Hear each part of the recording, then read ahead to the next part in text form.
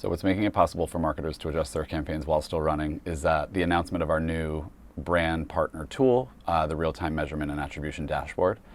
As you mentioned, we've moved away from post-campaign reporting and actually for the first time are giving clients the capability of looking at their campaigns while they're running in flight and optimizing them with our third-party partners, measurement and data partners, so they'll have verified data and can actually see what's working where, and if not, they will have the opportunity to sort of manage their investment and make sure it's working for them in as efficient a way as possible. Ed, WBD had a number of announcements during the upfronts, so with that in mind, was hoping you could tell me a little bit about Unbreakable, the suite of new cross-platform ad solutions, and how is it designed to turn passive viewers into active participants? So the genesis of Unbreakable started with the interrelationship between Bleacher Report and our linear TNT Sports broadcast. We noted that brands were seeing an average of a 70% brand lift if their ads were running, or their messages were running, I should say, on both linear and our digital and social platforms. The idea with Unbreakable is that a brand can show up in the right way for a fan wherever they happen to be consuming our content. We've thought about it with 4 governing concepts: engage, pulse, reward, and highlight, and they're very easy to explain. So pulse, as you might imagine, is sort of garnering that real-time energy of a fan. So you could imagine a linear broadcast doing a live poll that is also appearing on Bleacher Report, so we're crowdsourcing opinion about a thing. A brand can sponsor that feature wherever it lives. Similarly, with Engage, we're encouraging debate between fans, so who's the baddest hitter in the MLB is one example. With Reward, we're giving folks access to experiences that they wouldn't be able to get anywhere else. And with Highlight, we're actually bringing fans to the forefront and showing them on linear and on digital social while they're in the action of the game. All of these things are able to be sponsored and brought to you by a brand.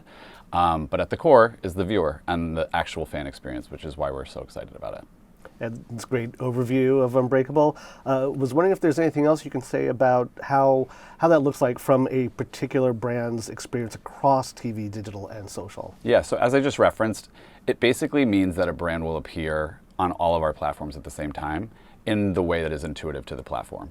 The great part about Unbreakable is that it's going to expand beyond sports in the coming months. So you might imagine how, for a home competition, a similar set of experiences starts to populate itself across our home and design websites and social platforms, as well as our TV episodes.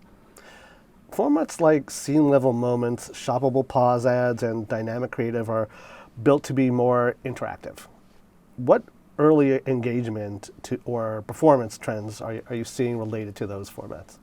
So I'll use Moments as an example. Moments is where a brand can show up in a specific scene on a TV or film across our entire library. On average, we see about a 19% increase in viewer engagement when people are looking at Moments. From a shoppability perspective, we typically see a 13% jump in purchase intent. With the shoppable pause ad, that's a new sort of feature that expands upon a shoppable product that we had in the past. The reason that we decided to include the pause feature as part of the shoppable product is that we wanted a captive audience. We had already been seeing a 15% increase in mobile scans, a 2.5 ROAS on average. So the pause enables us to increase that efficacy even further by letting people actually look at what they're, the product that's in front of them and decide if they want to purchase it or not. Ed, we can't let you leave the hot seat without the inevitable AI question. So how are AI and interactive experiences changing advertising outcomes? So you referenced dynamic creative a couple moments ago. The great part about dynamic creative is that in real time, we can actually adjust what an ad look and feels like in the moment so that it's more contextually relevant because we know those ads perform better. With our agentic experiences, which are coming soon, a brand will actually be able to decide what they want their outcome to be and then adjust so that when the viewer is looking at a specific scene and there's the perfect intent to show that brand in the most suitable surrounding, that's how the creative will inform itself. So we're super excited about that. Obviously, AI is not going away, but ultimately we want to make the experience for our brand partners as turnkey as possible, which is why we introduced those products at the upfront.